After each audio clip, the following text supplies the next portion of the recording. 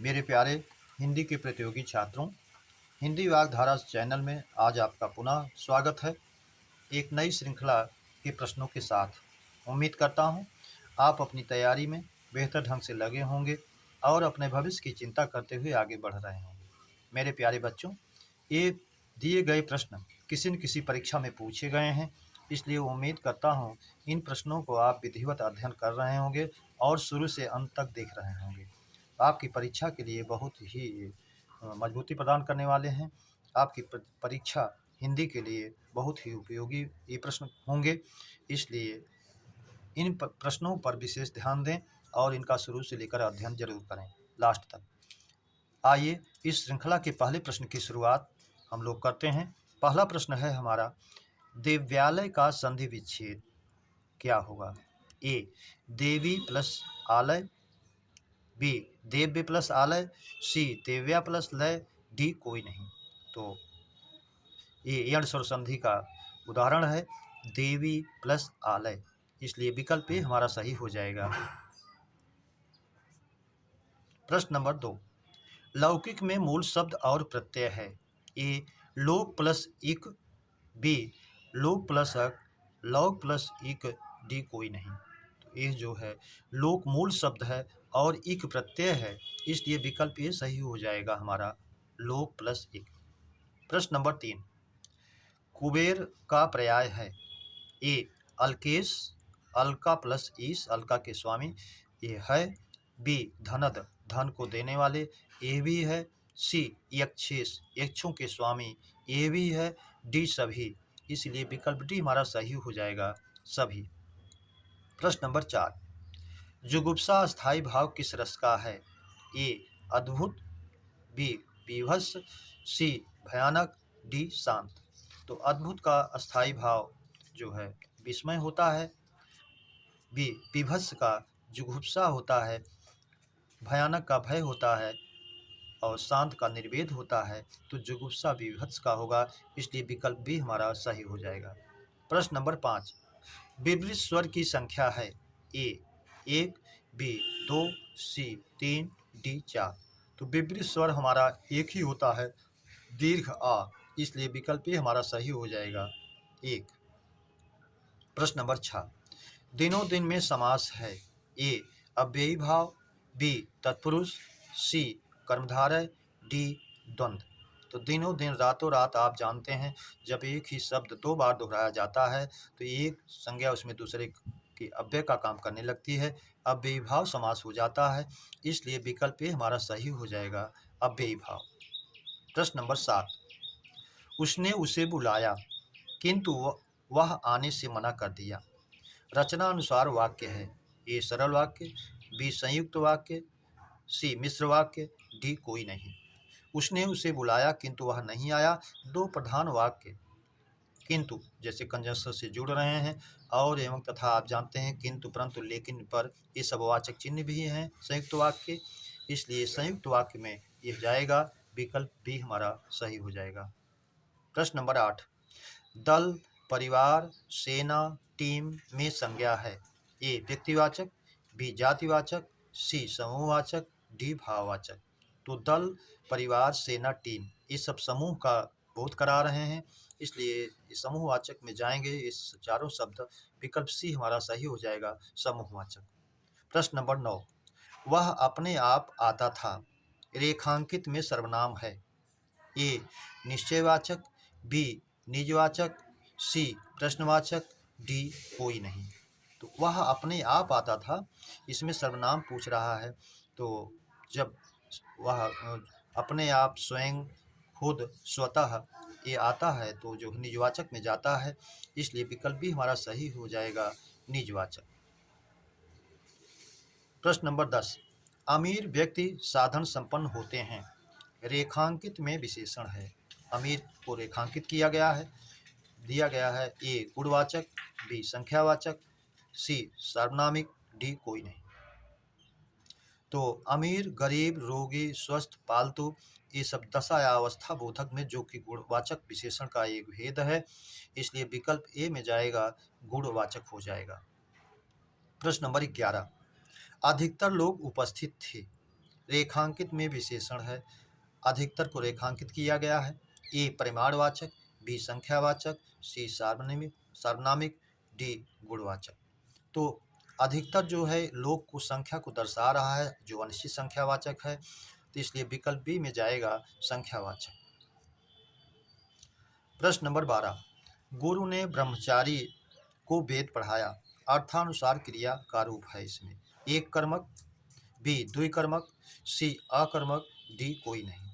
तो ब्रह्मचारी को वेद को दो कर्म है, इसलिए द्विकर्मक में जाएगा, विकल्प बी हमारा सही हो जाएगा।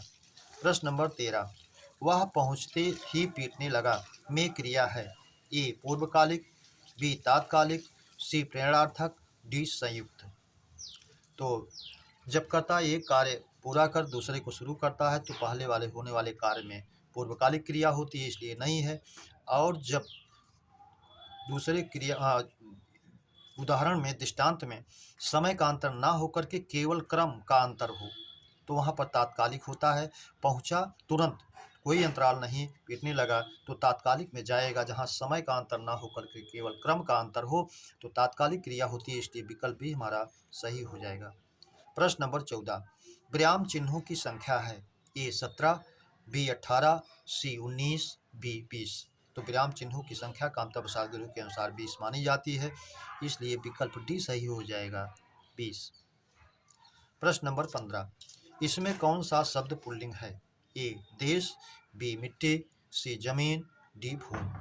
तो देश अच्छा होता है, विशेषण से भी हम जान लेते हैं, वाक्य बना करके जान लेते हैं।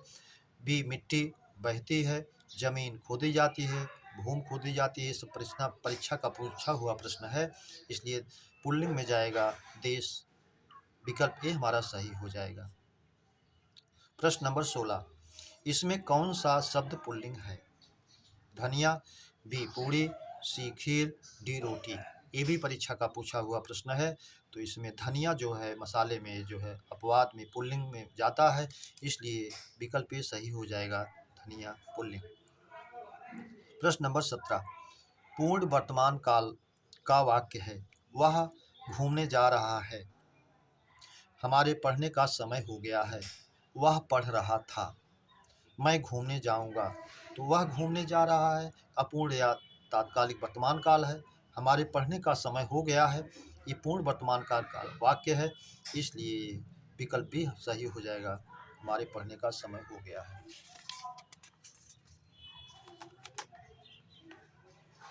प्रश्न नंबर 18, ईशिता गीत गाएगी किस काल का वाक्य है। ए सामान्य भविष्य, बी संदिग्ध भूत, सी संभाव्य भविष्य, डी कोई नहीं। तो ईशिता गीत गाएगी, ये सामान्य भविष्य की बात कर रहा है, इसलिए विकल्प ये सही हो जाएगा हमारा सामान्य भविष्य।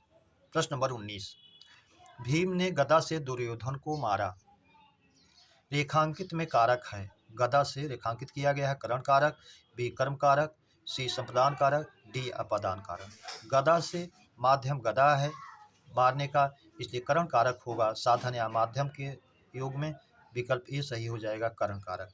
प्रश्न नंबर 20, मेरे मित्र को चाय लाइए में कारक है, करण कारक, संप्रदान कारक, अपादान कारक, कर्म कारक।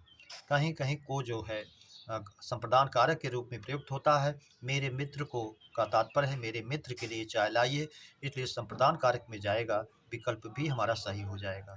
प्रश्न नंबर 21, निम्न में आरोह का विलोम है। ए समारोह, बी प्रारोह, सी अवरोह, डी निर्मोह। तो आरोह माने चढ़ना, अवरोह माने उतरना, इसलिए विकल्प सी हमारा सही हो जाएगा, अवरोह। ये सारे प्रश्न किसी न किसी रूप में परीक्षाओं में पूछे गए हैं, इसलिए आप इनका विशेष ध्यान दें। प्रश्न नंबर 22, विशिष्ट का विलोम है। ए साधारण, बी सामान्य, सी दोनों, डी कोई नहीं। तो विशिष्ट का विलोम साधारण भी होगा, सामान्य भी होगा, इसलिए विकल्प सी सही हो जाएगा, दोनों। प्रश्न नंबर 23, शशधर, मयंक, मृगांक और विधु पर्याय है। ए अर्क का, बी मयंद का, सी चंद्र का, डी तोड़ीद का। अर्क सूर्य है नहीं क्योंकि चारों पर्याय चंद्रमा के हैं, इसलिए सूर्य का नहीं है। मयंद मृगेंद्र शेर का भी नहीं है। सी चंद्र चंद्रमा का है, इसलिए विकल्प सी सही हो जाएगा, तो रेल जिसमें बाण रखा जाए इससे भी मतलब नहीं है। प्रश्न नंबर 24, पन्नगारी, सर्पारी, नागांतक पर्याय किसका है? पन्नगारी सर्पों का शत्रु गरुड़ जी, सर्पों के शत्रु गरुड़ जी, नाग का अंत करने वाले, सांपों का अंत करने वाले गरुड़ जी, इसलिए गरुड़ का पर्याय है। तो विकल्प ए गरुड़, बी शिव, सी विष्णु, डी अच्छेस। कोई मतलब नहीं है, गरुड़ के पक्ष में जाएगा, विकल्प ए सही हो जाएगा। प्रश्न नंबर 25, यदि आ या आ के बाद ई या ई आए तो ए हो जाता है किस संधि में? गुण स्वर संधि, यण स्वर संधि, सी वृद्धि स्वर संधि, डी आयादि स्वर संधि। तो जब आ या आ के बाद ई या ई आए तो ए, आ या आ के बाद ऊ या ऊ आए तो ओ गुण संधि में होता है, इसलिए विकल्प ए हमारा सही हो जाएगा, गुण स्वर संधि। प्रश्न नंबर 26, जो प्रमाण द्वारा सिद्ध किया जा सके, वाक्यांश का एक शब्द है। ए प्रमेय, बी अप्रमेय, सी अज्ञेय, डी ज्ञेय। जो प्रमाण द्वारा सिद्ध किया जा सके प्रमेय, और जो प्रमाण द्वारा ना सिद्ध किया जा सके अप्रमेय, विकल्प ए में जाएगा, प्रमाण द्वारा सिद्ध किया जा सके। प्रश्न नंबर 27, किसी भी ह्रस्व स्वर तथा आ का योग छ से होने पर बीच में क्या जोड़ दिया जाता है या किसका आगम हो जाता है? तो जब ह्रस्व स्वर या बड़ा आ के बाद छ का आगम होता है शुरुआत होने वाले शब्द की, तो उसमें च का आगम हो जाता है, इसलिए विकल्प ये सही हो जाएगा, च छ ज झ से कोई मतलब नहीं। प्रश्न नंबर 28, आपकी यात्रा सुखद हो, यह किस प्रकार का वाक्य है? ए इच्छावाचक, बी संदेहवाचक, सी संकेतवाचक, डी आज्ञावाचक। तो आपकी यात्रा मंगल सुखद हो, ये कामना या इच्छा व्यक्त की जा रही है, इसलिए इच्छावाचक में जाएगा, विकल्प ए हमारा सही हो जाएगा, इच्छावाचक। प्रश्न नंबर 29, अमरेंद्र तुम अपनी पढ़ाई करो, किस प्रकार का वाक्य है? तो यहाँ विकल्प दिया है आज्ञावाचक, इच्छावाचक, विधिवाचक, डी कोई नहीं। यहाँ अमरेंद्र तुम अपनी पढ़ाई करो आज्ञा दी जा रही है, आदेश दिया जा रहा है, इसलिए विकल्प ये सही हो जाएगा, आज्ञावाचक। प्रश्न नंबर 30, किस वाक्य में कारक संबंधी अशुद्धि है? ए पिताजी ने मुझसे कहा, ये सही है। बी बंदर पेड़ पर बैठे हैं, ये भी सही है। सी यह समाचार दूरदर्शन पर प्रसारित हुआ, दूरदर्शन पर अधिकरण का चिन्ह दिखाया गया है, जबकि ये होता कि यह समाचार दूरदर्शन से प्रसारित हुआ तो शुद्ध होता, इसलिए विकल्प सी हमारा अशुद्ध है। डी है 4 बजने में 10 मिनट हैं, ये शुद्ध है अपनी जगह। प्रश्न नंबर 31, गोबर गणेश किस समास का उदाहरण है? ए तत्पुरुष, बी कर्मधारय, सी द्वंद्व, डी बहुव्रीहि। गोबर गणेश, गोबर से बने हुए गणेश, तो ये तत्पुरुष में जाएगा, इसलिए विकल्प ए हमारा सही हो जाएगा, तत्पुरुष। मेरे प्यारे बच्चों, इस श्रृंखला के प्रश्नों पर चर्चा हम लोगों ने किया। उम्मीद करता हूँ ये श्रृंखला आपको बेहतर लगी होगी। ऐसा है तो इसे सब्सक्राइब, लाइक, शेयर जरूर करें। इसी उम्मीद और अपेक्षा के साथ, आपके उज्जवल भविष्य की कामना के साथ, अगली श्रृंखला के मिलने तक धन्यवाद। जय हिंद।